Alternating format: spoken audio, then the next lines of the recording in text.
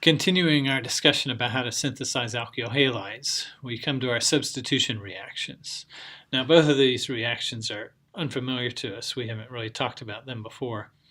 And these substitution reactions are occurring on alcohols as reagents. And we have two different schemes, whether we're dealing with a primary or secondary alcohol, or whether we're dealing with a tertiary alcohol. This video is going to talk about the first set of circumstances when we have a primary or secondary alcohol. How can we substitute them? Well, we can form alkyl chloride by using this special reagent, SOCl2, and if we want a brominated product, we get PBr3.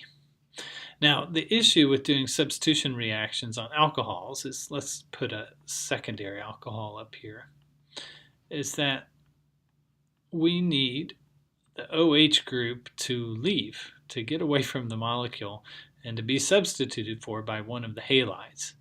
Now, the problem with doing this is that OH is not what we call a very good leaving group.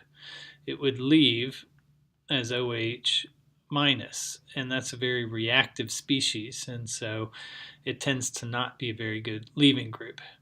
So in order to get this OH to leave, really we've got two different strategies here. Either we convert it to a different molecule, and that's what SOCl2 and PBr3 do. They convert it to something that is a good leaving group that can be substituted for by the halide.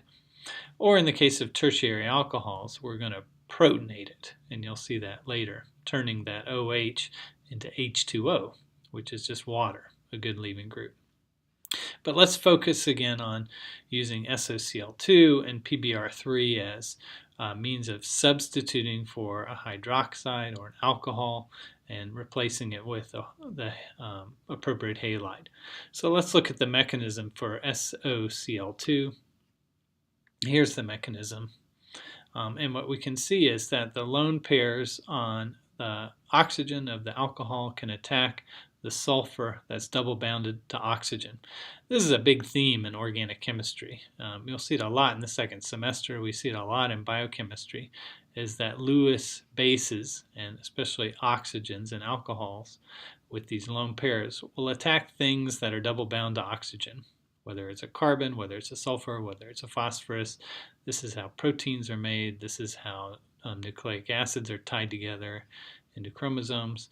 And here we see it as the Lewis base on the oxygen of the alcohol is going to attack the partial positive charge on the sulfur of SOCl2. This is partial positive charge because the oxygen is very electronegative. Now, once that bond is formed, the double bond is broken. Electrons come out onto the oxygen, making it negatively charged. Those electrons come back in to reform that double bond and kick out one of the chlorines as a chloride. That's an important step because this chloride can then attack the alpha carbon of the carbon chain, and this really acid can leave, SO2.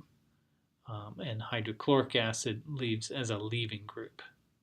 Okay, so we've converted this alcohol into this chemical, which is a much better leaving group than just an OH.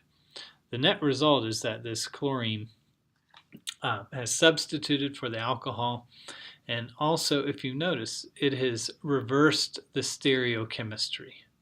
Okay. If this alcohol group is coming out at you, as indicated by this wedge, the leaving group that you form is also coming out at you. So in order for this chloride to attack the alpha carbon, it can't attack on the same side. This is another example of an anti-addition. One where the second thing, the chloride, has to attack on the opposite side of the carbon as the leaving group. What that results in is this chloride that attacks is now coming into the board, or as a dash, and we've inverted any stereochemistry that's present there. Okay, now let's see how PBr3 does this. Okay. Here's the mechanism for PBr3, and it's got a lot of similar themes, just with a different molecule. Again, the alcohol group on your carbon chain acts as a Lewis base. It attacks the phosphorus. In this case, there's an immediate release of a bromide leaving group. That bromide attacks the alpha carbon, again on the opposite side of the molecule, and we have a better leaving group than the hydroxide. So the net result is again a substitution. The bromine has substituted for the hydroxide, and we have an inversion of stereochemistry that has occurred. This is how we generate alkyl halides from primary and secondary alcohols.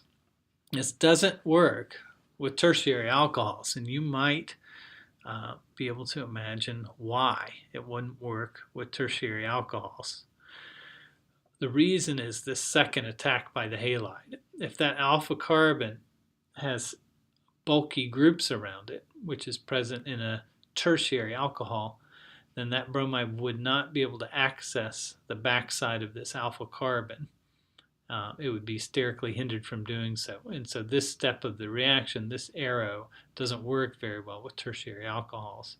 So we're going to have a different way of substituting halides for alcohols with tertiary alcohols.